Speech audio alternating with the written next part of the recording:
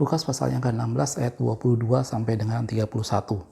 Kemudian matilah orang miskin itu lalu dibawa oleh malaikat-malaikat ke pangkuan Abraham. Orang kaya itu juga mati lalu dikubur dan sementara ia menderita sengsara di alam maut, ia memandang ke atas. Dan dari jauh dilihatnya Abraham dan Lazarus duduk di pangkuannya.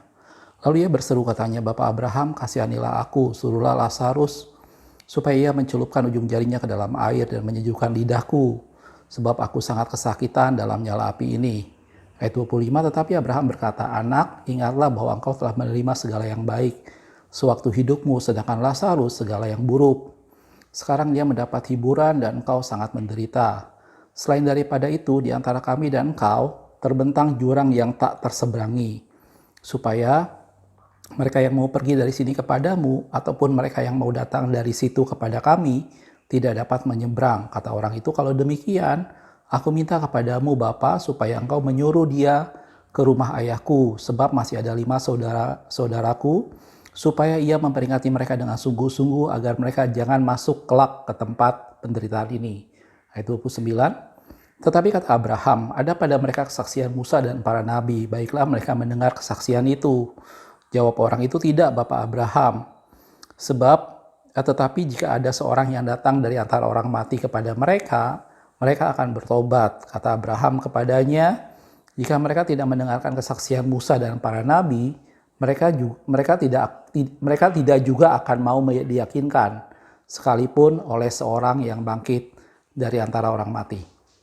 Oke, shalom saudaraku, kita ketemu lagi channel Pelita Kakiku, karena firman-Mu adalah pelita bagi kakiku dan terang bagi jalanku. Ayat yang barusan kita baca tentunya menjadi sesuatu hal yang saya yakin sekali bahwa Anda dan saya sudah sangat mendengar cerita tentang ini. Bagaimana tentang seorang Lazarus dan orang kaya. Dan tentu saja Lazarus yang dimaksud di sini adalah bukan pribadi Lazarus, saudara Maria dan Marta. Karena Maria dan Marta adalah satu pribadi, orang-orang yang berkecukupan pada waktu itu. Gitu ya. Jadi Lazarus yang diceritakan pada kisah ini tentunya bukan Lazarus yang dibangkitkan Yesus, yang adalah saudara Maria dan Marta. Gitu ya. Biasanya kita banyak mendengar cerita tentang ini, bagaimana kemudian Lazarus mati dan kemudian ada orang kaya juga yang mati. Digambarkan di sana Lazarus menjadi seorang yang sangat miskin, dia borok, dan kemudian anjing menjilati boroknya, dan ada seorang yang kaya. Dan kemudian Lazarus dibawa ke pangkuan Abraham, dan orang kaya pun seperti itu. Dia meninggal tetapi dia berada dalam lautan api. Gitu ya. Dan tadi saya yakin cerita lengkapnya kita semua sudah sangat familiar tentang cerita ini. Tetapi pada kesempatan ini saya akan membahas tentang satu bagian yang mungkin seringkali kita tidak perhatikan. Biasanya kita bicara soal bagaimana satu keadaan di mana seseorang yang akhirnya masuk dalam dapur perapian, dan itu menggambarkan bahwa neraka menjadi sesuatu hal yang ada dalam firman Tuhan. Tidak ada seorang pun di antara Anda dan saya yang meragukan bahwa Allah menyediakan neraka untuk menghukum iblis dengan pengikutnya. Allah yang adalah kasih menyediakan neraka bukan untuk manusia, tetapi dia menciptakan neraka semata-mata untuk orang-orang yang mengikut pada iblis dan kuasa kegelapan. Gitu ya. Tetapi dari sini saya tidak akan membahas mengenai hal dunia orang mati, atau ada orang menggambarkan Hades, alam barza, dan macam-macamnya. Gitu. Di sini saya akan menyorot satu bagian sederhana dalam firman Tuhan tentang satu keadaan di mana seseorang terlambat untuk bertobat, di mana seseorang terlambat untuk mengakui Tuhan. Gitu. Dan di sana digambarkan bagaimana orang kaya ini meminta kepada Abraham, "Bapak kirimkan Lazarus, karena di rumahku masih ada 5 saudara. Mereka perlu diperingatkan supaya mereka tidak kembali ke tempat ini." Gitu ya, supaya mereka kelak tidak sampai di tempat perapian yang diderita oleh orang kaya itu. Kemudian Abraham berkata bahwa pada mereka udah ada kesaksian Musa dan para nabi. Gitu ya. Orang kaya ini berkeras bahwa mereka tidak akan percaya dengan itu semua. Dan Abraham memperingatkan bahwa kalaupun mereka tidak percaya, maka sekalipun ada orang yang bangkit dari antara orang mati, mereka tetap tidak akan diyakinkan. Gitu ya. Pada video ini saya membahas tentang sesuatu hal dalam firman Tuhan, bahwa ada satu keadaan di mana orang terlambat bertobat, ada satu keadaan di mana orang terlambat mengakui Tuhan. Gitu ya.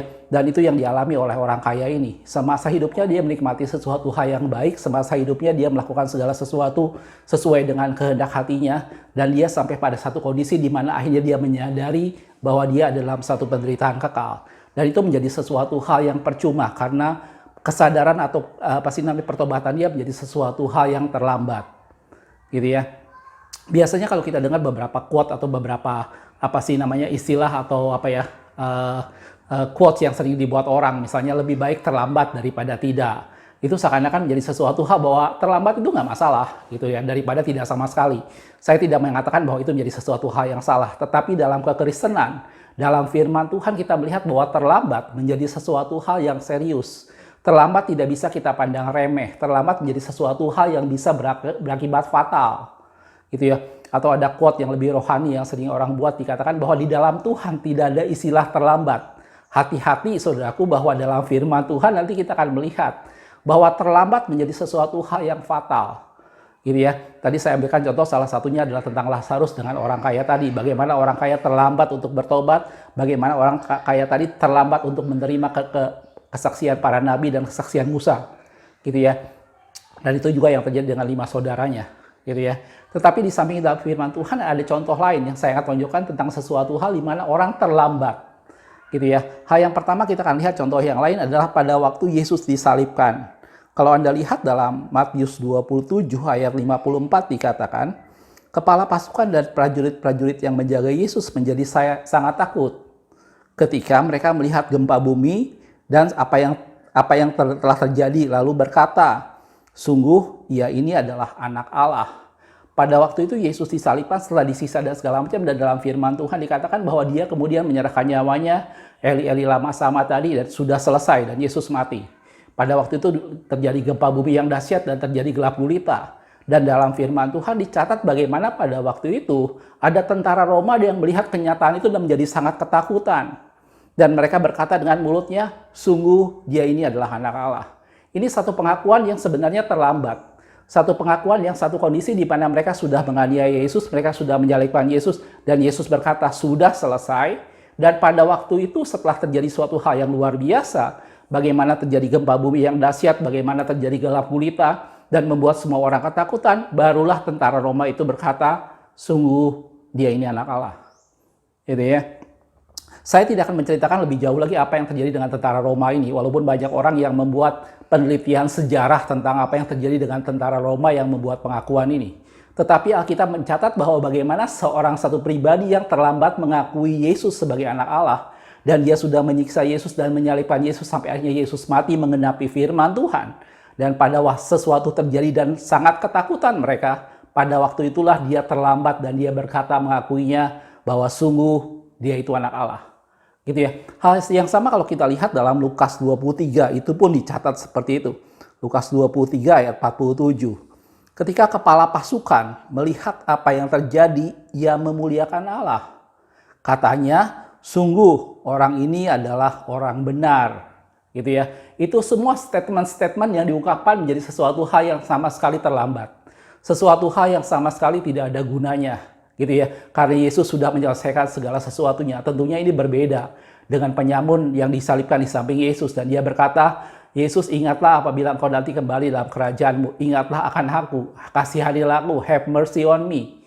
Gitu ya. Dan Yesus berkata bahwa hari ini kamu akan bersama-sama dengan aku di Firdaus. Itu statement yang sama sekali tidak terlambat.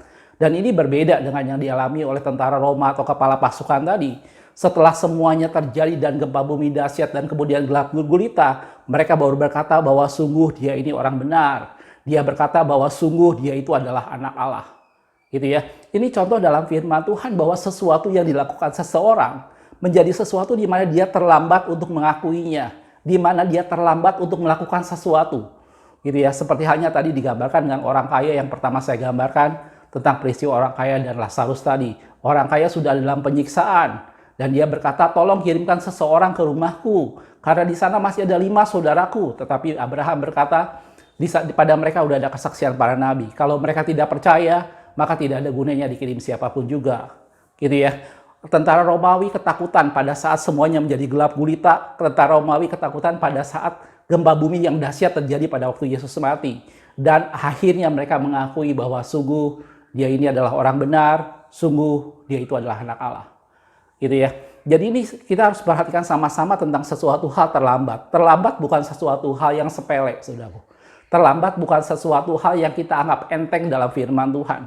Gitu ya. Dalam firman Tuhan kita tidak bicara bahwa dalam Tuhan tidak ada kata terlambat. Justru di dalam Tuhan Allah memberikan kepada Anda dan saya kesempatan untuk tidak melakukan sesuatu yang terlambat.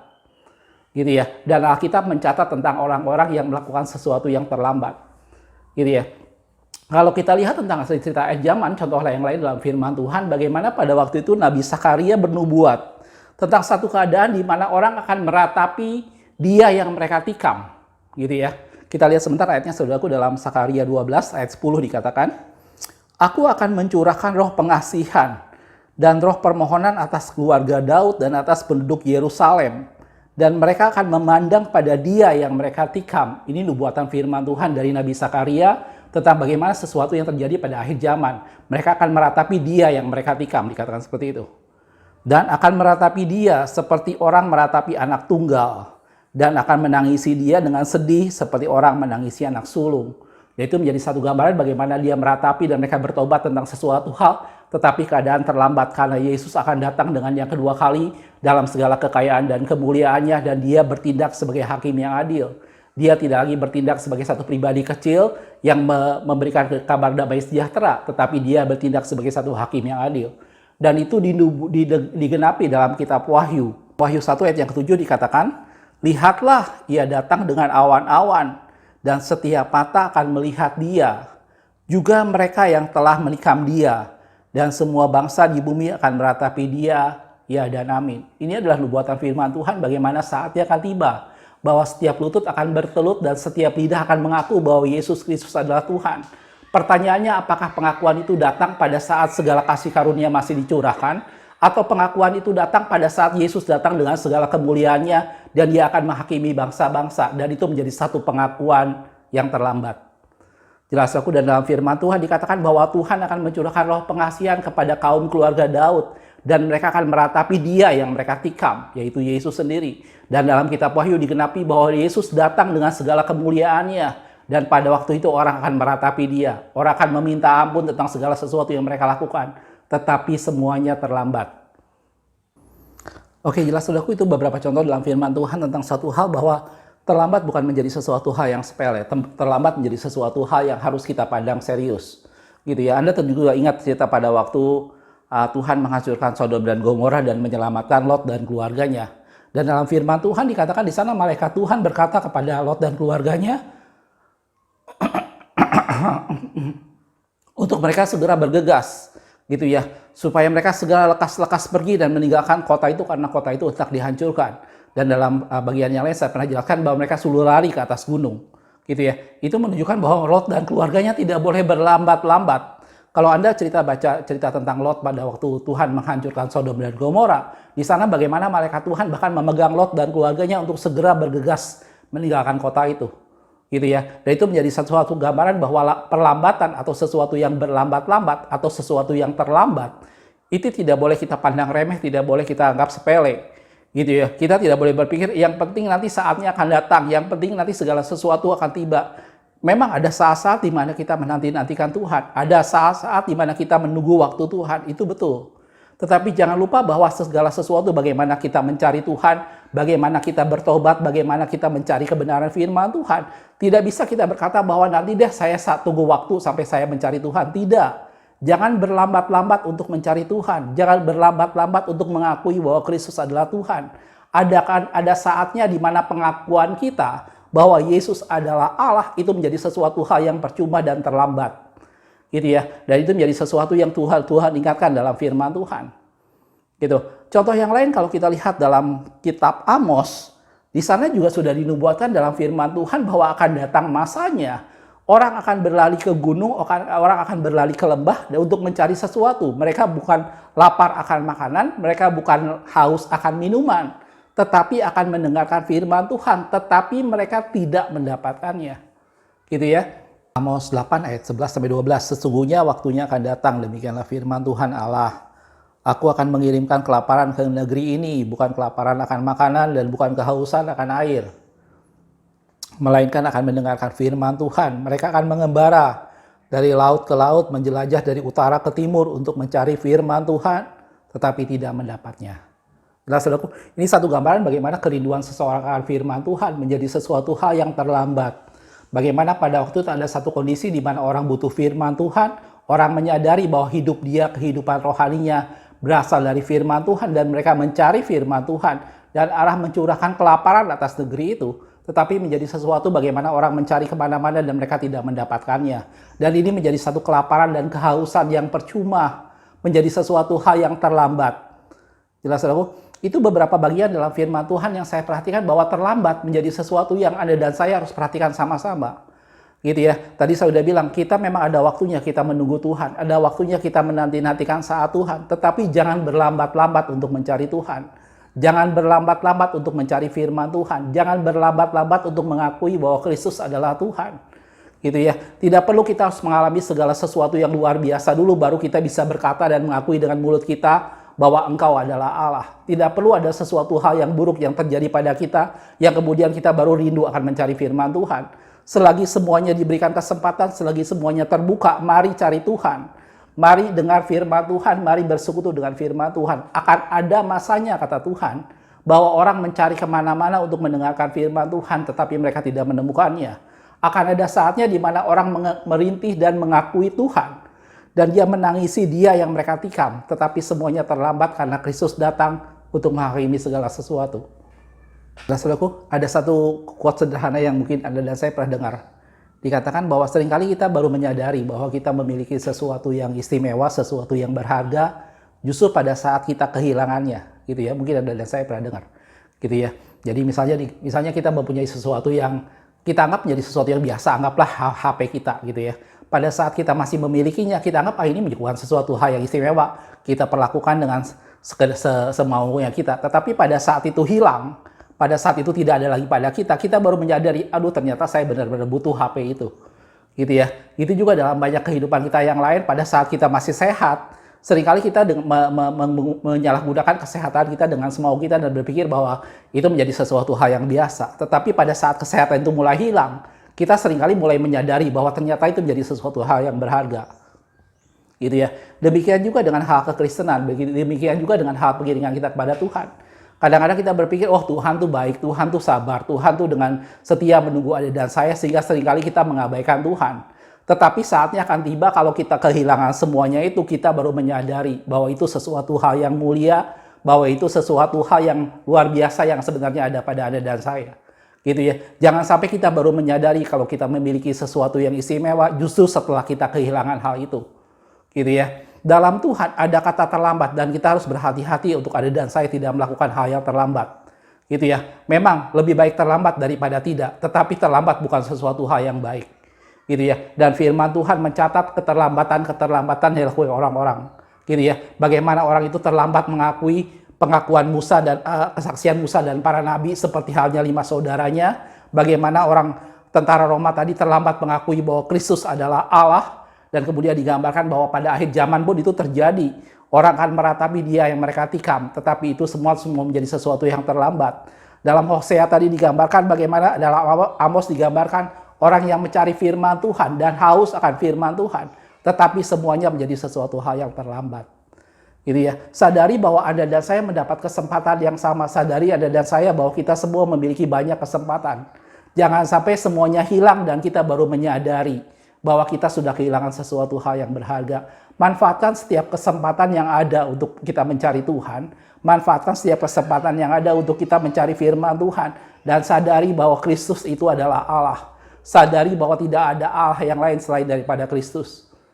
Jelas, saudaraku? Kalau kita lihat dalam Ibrani 2 ayat yang ketiga dikatakan, bagaimanakah kita akan luput jika kita menyia-nyiakan keselamatan yang sebesar itu, yang mula-mula diberitakan oleh Tuhan dan oleh mereka yang telah mendengarnya kepada kita yang dengan cara yang dapat dipercayai. Jelas, saudaraku, jangan menyia-nyiakan setiap anugerah yang Tuhan berikan. Gitu ya. Kemarin pada masa-masa COVID ada orang yang kemudian gerasak-gerusuk, aduh kapan saya pengen ke gereja beribadah lagi. Pertanyaannya, selagi ada kesempatan sekarang, apakah kita menghargai saat-saat kita datang beribadah kepada Tuhan? Gitu ya. Mungkin di rumah Anda berlimpah-limpah Alkitab, kita dengan handphone kita bisa dengan mudah mengakses Alkitab kita, dan kita bisa dengan mudah membaca firman Tuhan. Tetapi tahukah Anda, saudaraku, saatnya akan tiba bahwa kita akan mencari firman Tuhan dan kita tidak akan menemukannya. Gitu ya. Sekarang Anda dan saya mempunyai kesehatan yang baik untuk mencari Tuhan, untuk bersekutu dengan Tuhan. Saatnya akan tiba kalau itu semua hilang. Gitu ya. Kita tidak punya kesempatan untuk melakukan itu semua. manfaatkan setiap kesempatan yang ada untuk mencari Tuhan. Jangan sia-siakan kesempatan yang Tuhan berikan. Gitu ya. Ada saatnya kita menunggu waktu Tuhan, ada saatnya kita berdiam di hadapan Tuhan. Tetapi jangan berlambat-lambat untuk mencari Tuhan, jangan berlambat-lambat untuk mencari firman Tuhan. Satu ayat yang terakhir dalam Yesaya 55 ayat yang ke-6 dikatakan, carilah Tuhan selama ia berkenan ditemui.